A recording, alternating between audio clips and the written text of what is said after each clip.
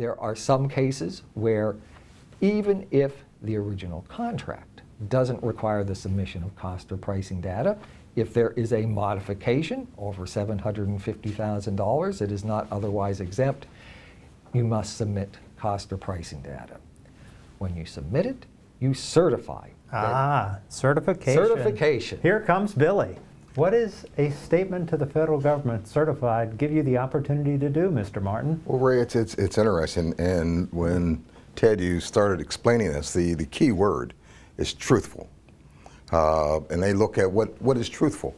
And truthful is something you assure them when you certify.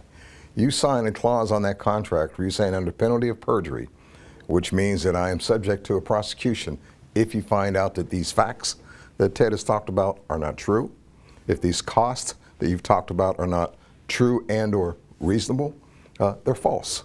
And if they are false and you have certified that they are true, you expose yourself in a document to making a false statement. What everybody realizes and everybody knows is the old Martha Stewart case.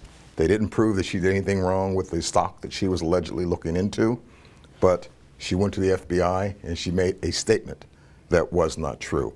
It can be a statement that is either verbal or here in our contract clauses that's written and certified.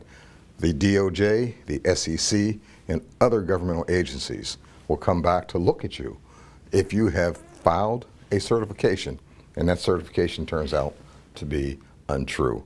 You face either a potential for a false statement, perjury, or lying on a document. Isn't that a lot of fun? So, back to Ted, who's faced all those issues in real time. I have indeed. But when we talk about civil or criminal false statements or false claims, to have risk for Truth in Negotiation Act submissions, it doesn't have to have the level of knowledge that you have to have for a false claim or false statement. It can be simply an accident, because there is a clause in the contract that says to the extent that you submit data that is not accurate, current, and complete, and that increases the price of the contract, the contracting officer can unilaterally reduce your price.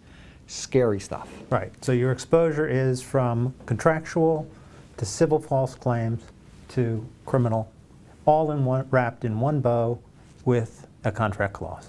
Welcome to government contracting.